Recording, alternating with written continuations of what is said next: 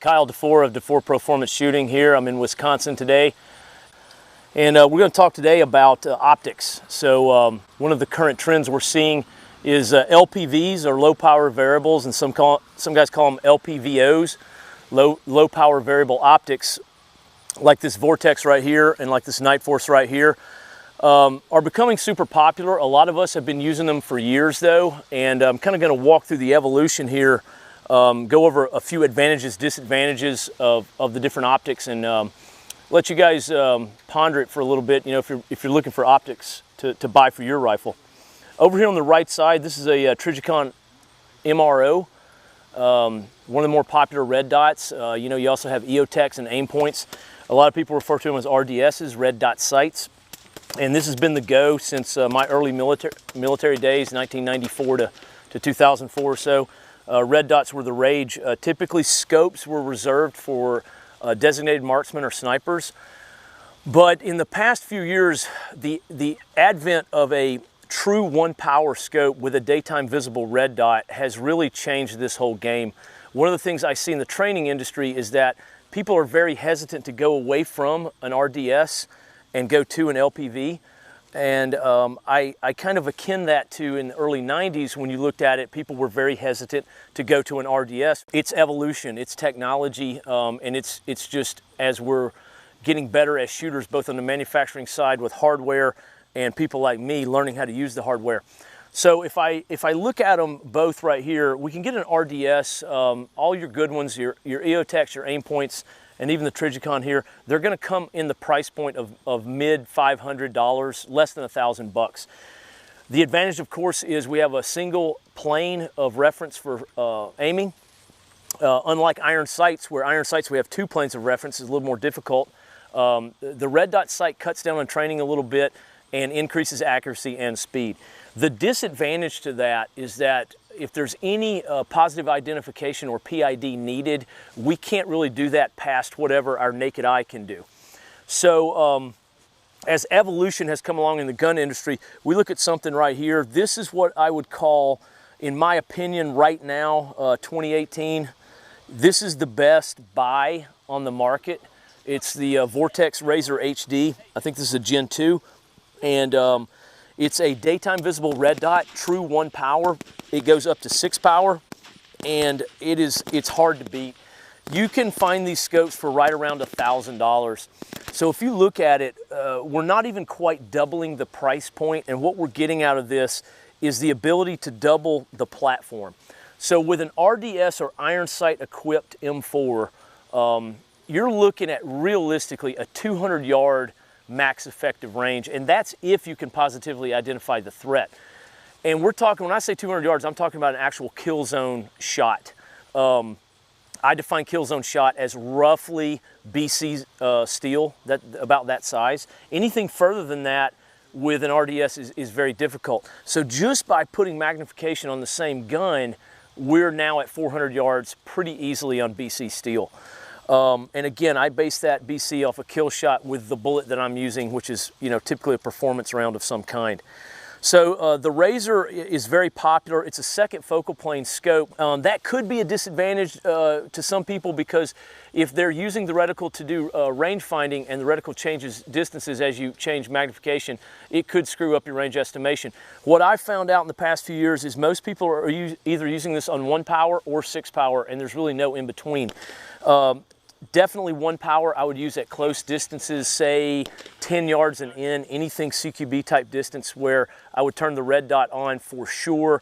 And another kind of misnomer that we see a lot in the training industry is guys assume that if you have a tube, you know, like a scope, even though it's true 1 power, they assume you're going to be slower than you would be with an RDS.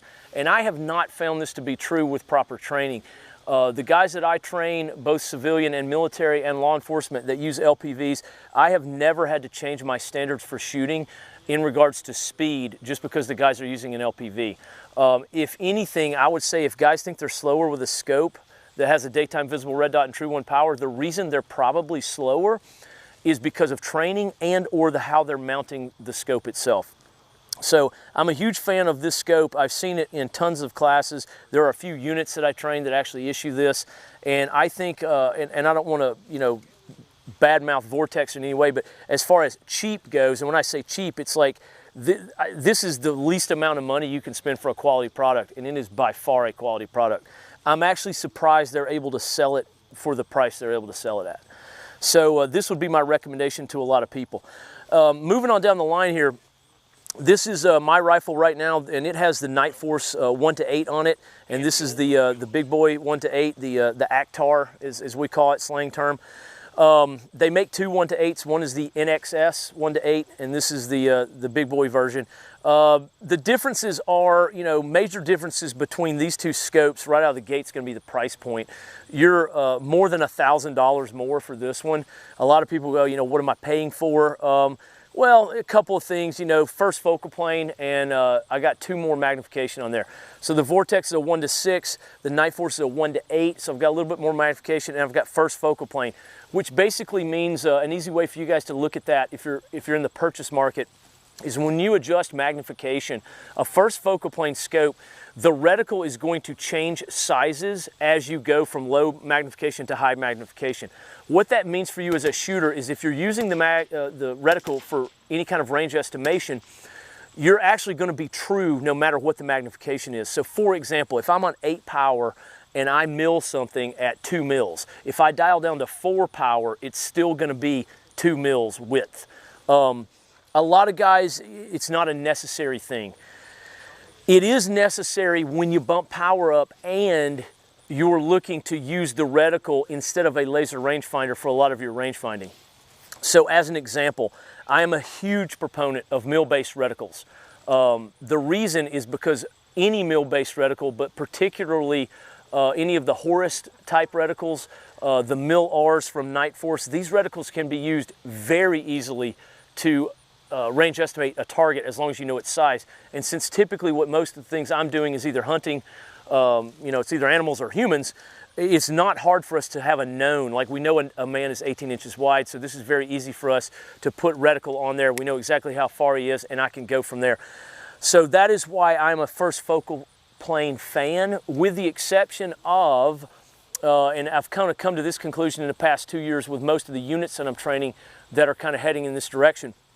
I think once you bump over 6x, once you're over 6 power, I think it makes sense to go to a first focal plane. If you're staying at 6 power and under, like the Vortex is, I think second focal plane is fine.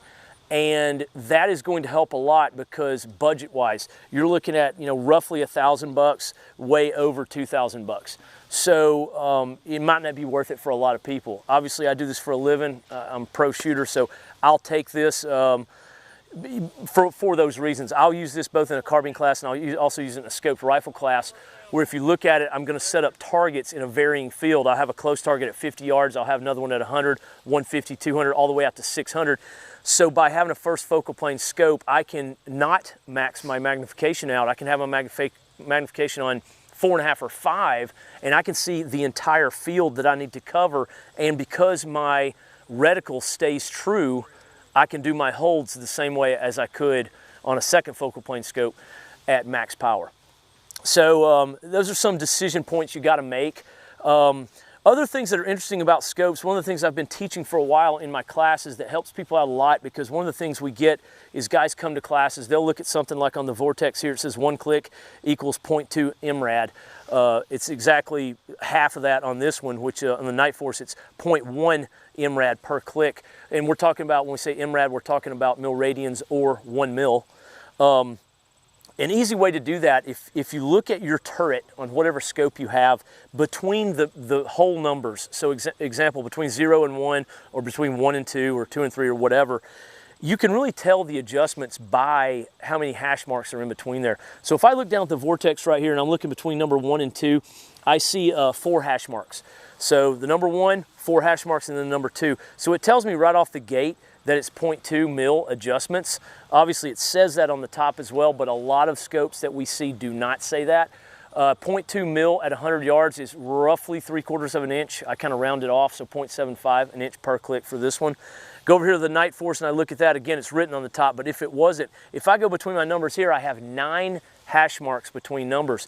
Very busy, a lot of hash marks, and that basically is 0.1 or 1 10 mil adjustments per click at 100 yards. And again, I round that off to about 1/3 of an inch. I think it's actually 0.36 if you mathematically work it out.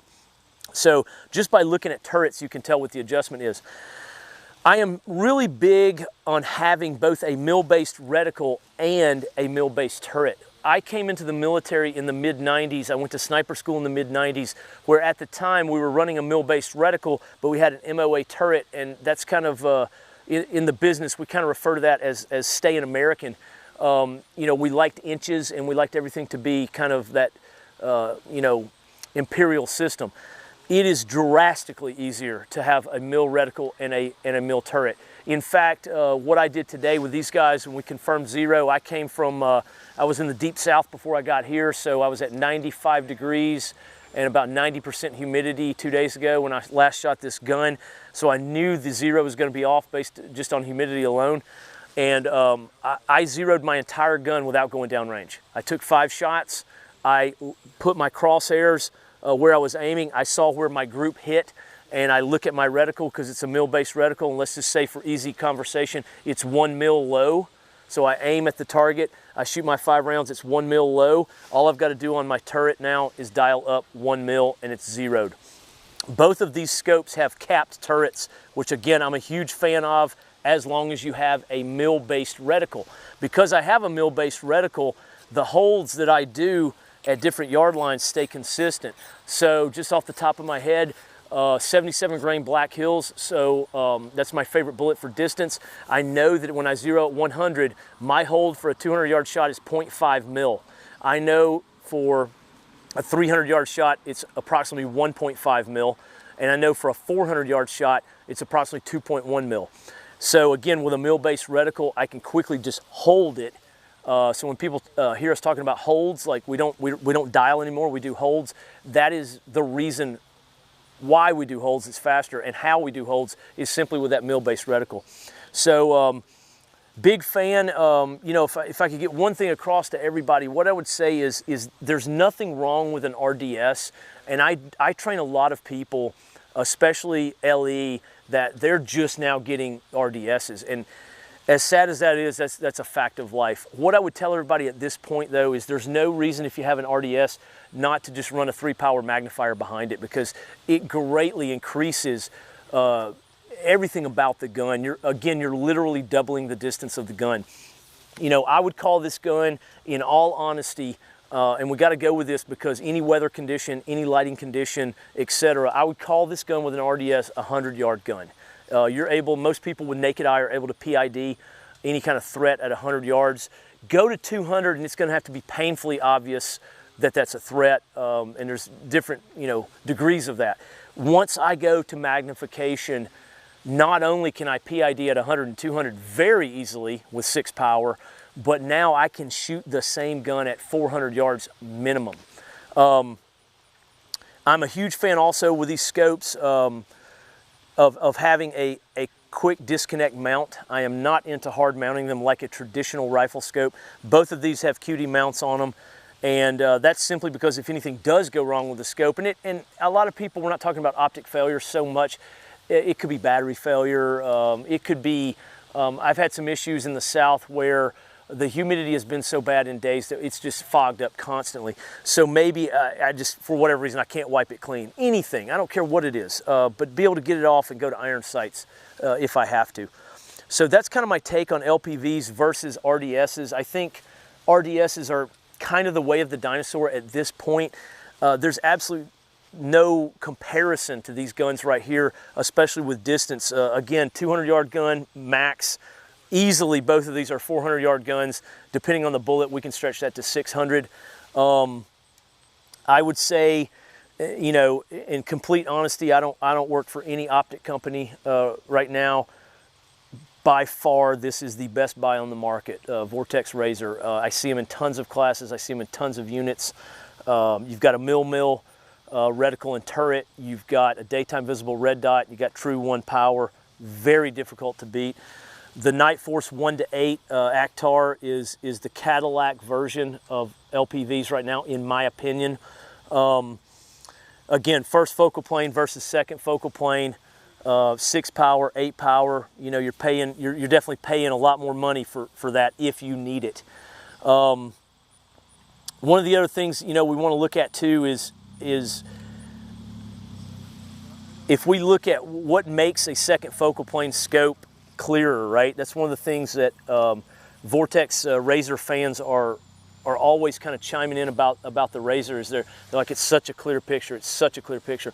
You're going to find that throughout the spectrum on any second focal plane scope. The reason being is because second focal plane, and I believe it's 2 lenses less that the image is going through. So the image is coming through the objective lens back to the ocular. I believe you have 2 less pieces of glass, and it might be 3, but I believe it's 2 to your eyeball. So you always get this real crystal clear picture. It's another way, if you do this for a living like I do, I can typically pick up a scope and be like, without adjusting magnification to see if the reticle moves, and I can be like, yep, second, first, just because of the clarity. You're not as clear on the Night Force 1-8, but I'll tell you this, for a first focal plane scope, I have seen no equal to this thing as far as clarity goes. It's almost as clear as this one. Not quite, of course, because I believe it's going through 2 more pieces of glass, the image is, to get to your eye. So of course it's going to be a little bit less bright. And we also look at the advantage too, where a lot of people might not understand exactly first and second focal plane with eye relief. One of the things that's great about the Vortex is the eye relief is very, very generous. The reason it's generous is, again, because of the clarity. So we can be a little bit forward, a little bit back, sideways, and we can still pick up that red dot.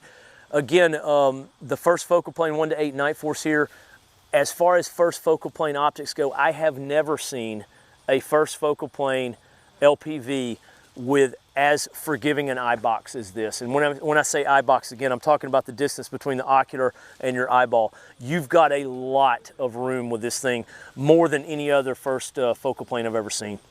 So that's just real quick here, man. We're just out here shooting, training, and you know, just kind of running down optics and my opinion on them. This is the future right now. I would go to it.